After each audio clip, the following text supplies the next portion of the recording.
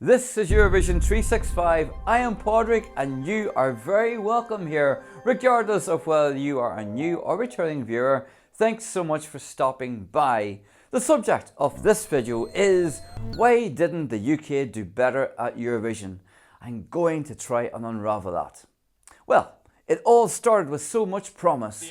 Olly was revealed to great fanfare during the BBC's most popular show, Strictly Come Dancing, in December 2023, confirming recent rumours that he would be representing the UK at Eurovision.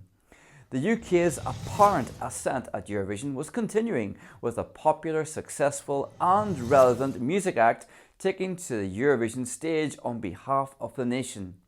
And with the announcement, the UK were placed by the bookies into pole position to win Eurovision 2024. Not since Katrina and the Waves in 1997 had the UK's future at the competition looked so bright.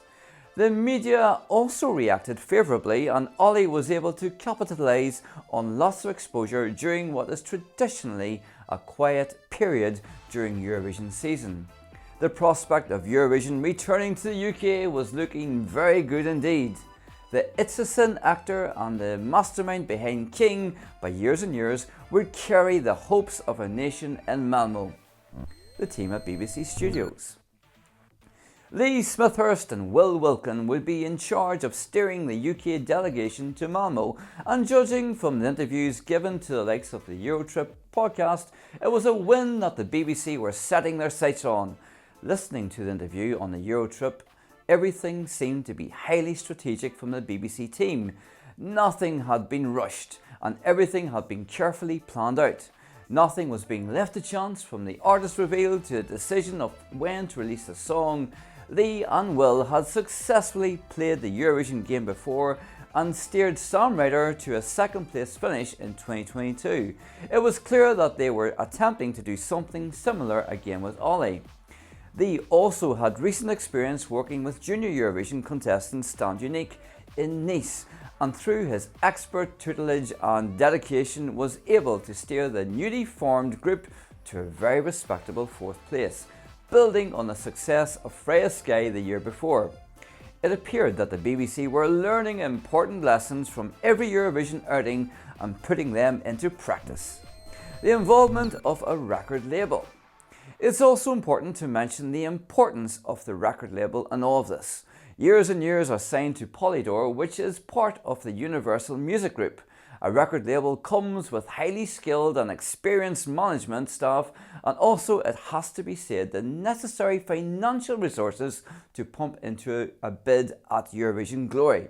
A public service broadcaster doesn't always have the biggest checkbook to bankroll a gripping 3-minute stage show. Lee Smithhurst worked to ensure that they secured the backing of the record label, as he and the team at BBC Studios keenly understood that they could only take Olly and the production so far. Indeed, this year's Swedish entrants Marcus and Martinez are signed to Universal Music Sweden, and last year's victor Loreen is managed by Top Music, and her music is released through Universal. A record label is not essential to a win, but it can certainly help with the production of the audio-visual stage show that is very much a part of a Eurovision performance. The song reveal. The song reveal was carefully choreographed, and on 1st of March at midnight, Dizzy was committed to streaming services across the world. This brings me on to the first of several missteps I believe that the UK delegation made, and this was a snippet that had been released several weeks before. This snippet robbed the eventual release of some of its momentum. The video clip released also had Olly spinning around on a rooftop, leaving people thinking this had been taken from the final video. The whole package was generally just underwhelming and ill-advised. This was the act that had brought us songs like King and Meteorite. Although we as excited fans had tried to manage our overall expectation, we were all secretly hoping for something that would equal, if not far exceed, these aforementioned tracks. The snippet that was dropped didn't even come close. The pin had been put into the balloon of excitement, and it's fair to say that many fans felt deflated at what was coming next.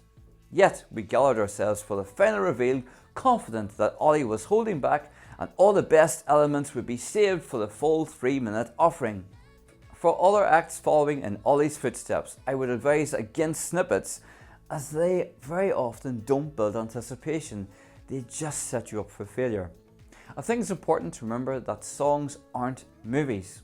A film trailer makes perfect sense, as movies can be an hour and 40 minutes in length.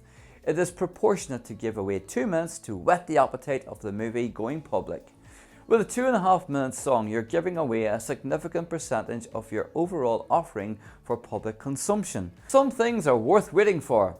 A song is one of them. So at midnight on the 1st of March, we all delayed sleep to hit the play button. The song itself review. The song was like an extrapolated version of a snippet, which was disappointing. It also felt as though this track was a clumsy mashup of other, perhaps better songs from the 80s.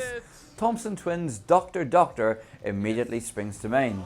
The verses were short, the chorus was repetitive and overused, and the clever lyrical flourishes of King and Meteorite had been largely dispensed with. This was a different kind of Olly, one who perhaps had been cowed or indeed perhaps sanitized by the impending Eurovision process. This didn't feel like hot creativity. Olly seemed to be a Eurovision-shaped version of his former self. This was perhaps the first sign that there was going to be a mountain to climb for the UK, and the odds reflected this. Olly tumbled out of the top 10 and hovered around the 11th spot leading up to the start of the contest. To be fair to the BBC, they geared up effectively to support the promotion of the song. Olly appeared on a Eurovision special with Graham Norton, where they talked about Eurovision and played his music video in the peak Friday night slot on BBC One. The BBC, to their credit, were putting Olly front and centre and doing what they could to rally the nation behind him. The chart position of the song. The chart position was another clear sign of impending danger. Dizzy debuted at number 42 and slipped out of the chart relatively quickly. The charts can be an early sign of the UK's attitude towards a song. However, songwriter Spaceman debuted at 78 on the official UK singles chart before going on to achieve a peak placing at number 2. So it's fair to say Eurovision songs don't always set the chart on fire when debuting in the UK. At the time of writing, Nemo's The Code is sitting at number 18 in the UK chart, and that is nearly 2 weeks on from a Eurovision win in Malmo. The argument here, which is a fair one, is that Olly, unlike Sam, was not unknown, and he had enjoyed a number 1 album as recently as 2022. There was trouble on the horizon. The music video. The music video was slick and very well produced. Unlike aforementioned Sam Ryder, it lacked some of the comedy and emotional pathos of that video, and was instead Olly cavorting alone in a warehouse with some clever camera trickery employed to heighten the feeling of dizziness. The video also lacked the artistry of Olly's previous offerings and seemed pared back and quite reserved from an artistic perspective.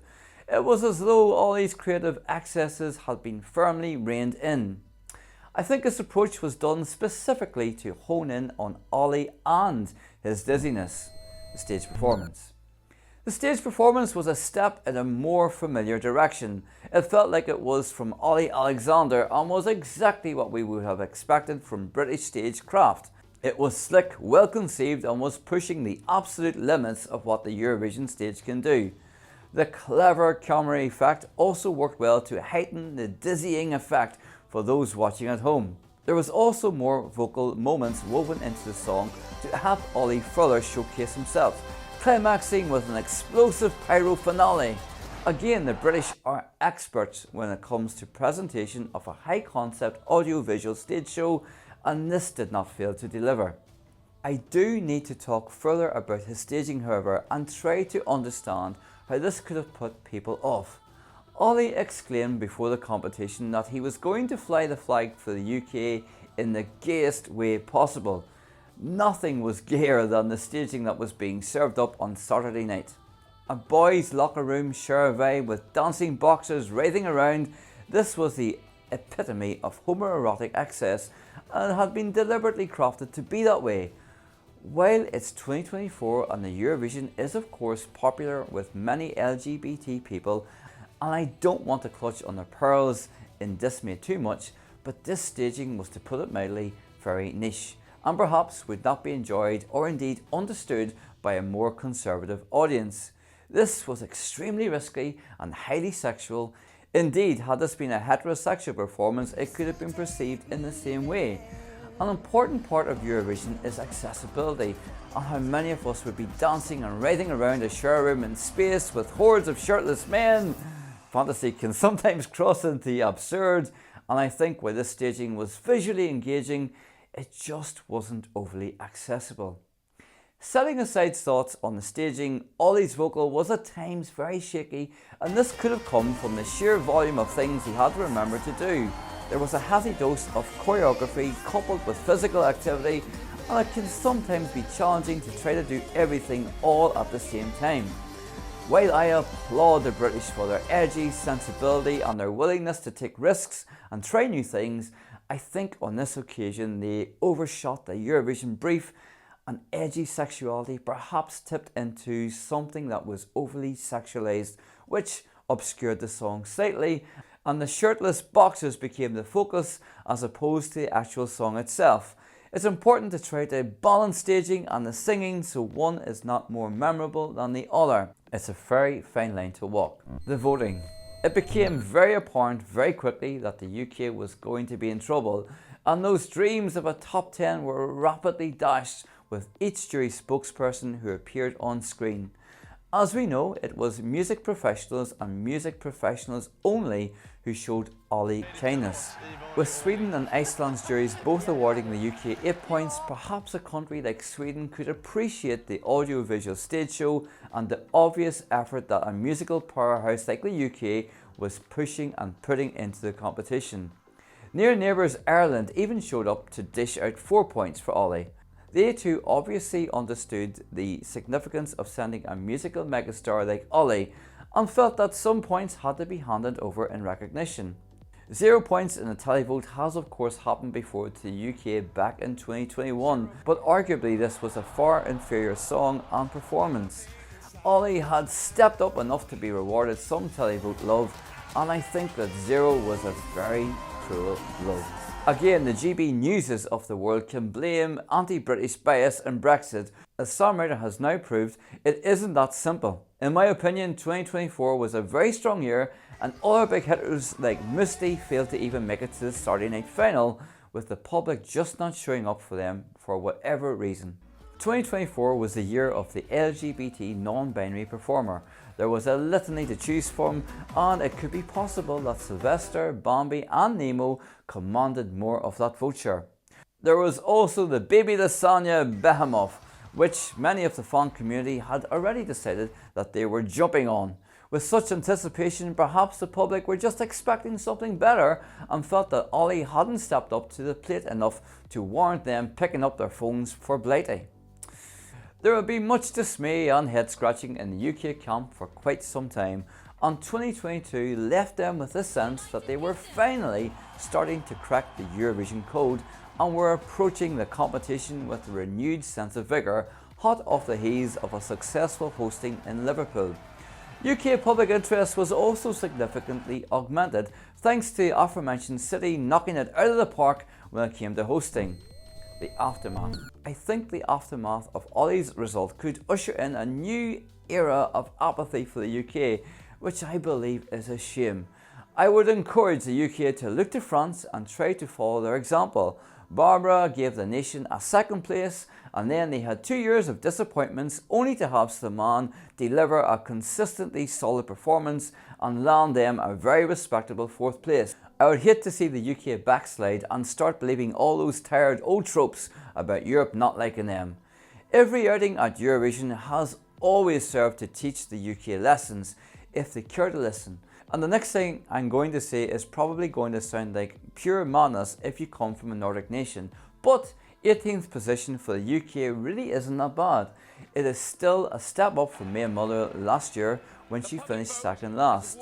Although the UK is not lighting up the top left of the scoreboard, they are also not languishing at the bottom. This can still be viewed as year-on-year improvement. The contest in the UK did lose a quarter of its audience from last year.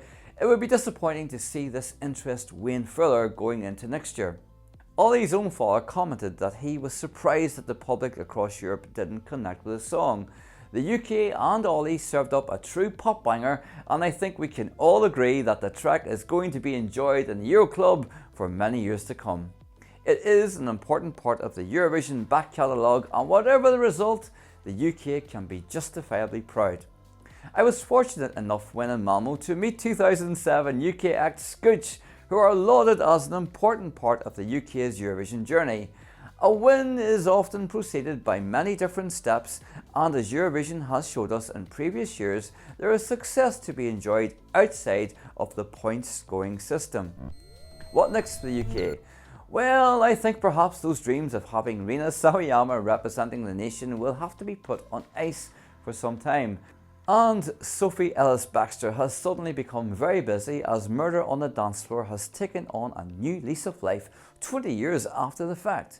It is highly unlikely that an established artist will step forward for the UK in the near future. Top Music have of course tapped out, and it is unlikely that major record labels will be racing to the doors of the BBC to put forward their artist. So could it be time to scour social media for the next big thing and give a platform to an artist on the rise? Or, as I have pondered before, could it be time for the BBC to implement a national selection competition like Your Country Needs You once again? Let's not forget that when this was tried in 2009, Jade Ewan ended up landing the country a very respectable 5th place. Reality shows like the X Factor are no longer a thing, so the TV talent show landscape wouldn't be that crowded, and memories of Liverpool haven't receded too far back in the British consciousness. Could a Graham Norton hosted Saturday night primetime show be the way to reinvigorate the UK at Eurovision? As I've mentioned before, the arguments of Europe not liking the UK are null and void, and this year when I was in Malmo, many people were still talking about Liverpool, with many commenting that was their favourite Eurovision ever. Could Hannah Waddingham, like Petra Mead, be poised to make her way back to the Eurovision stage to host? I do think the UK and other broadcasters do need to stop saying that they want to win. While I admire the sentiment and the drive to succeed, sometimes it's best with these things to hide your light under a bushel and just go in with a quiet confidence and just let the music do the talking and allow the staging to merely elevate what is already a very solid package. I think that Olly can be proud of what he brought to the Eurovision stage, but in a modern contest of 35 plus nations there are simply no guarantees of success, and Olly as a long-time Eurovision fan would have been keenly aware of this. I think the UK needs to take some time to reflect on what went wrong, but also what went right. This wasn't a car crash by any stretch of the imagination. The UK just needs to reconfigure and come back stronger. The UK hosting in the near future is not out of the question. The UK has an abundance of talent and, as we know, has a very strong musical footing on the world stage. With hard work, belief and a dash of luck, the UK raising the microphone trophy shouldn't be too far away, and I for one would love to see it. So what do you think of the UK results this year? Do you think the UK was scored unfairly? Why do you think the UK didn't do better? I would love to know your thoughts. Please do let me know in the comments below, and I will see you in the next video. But until then, take care. Bye bye.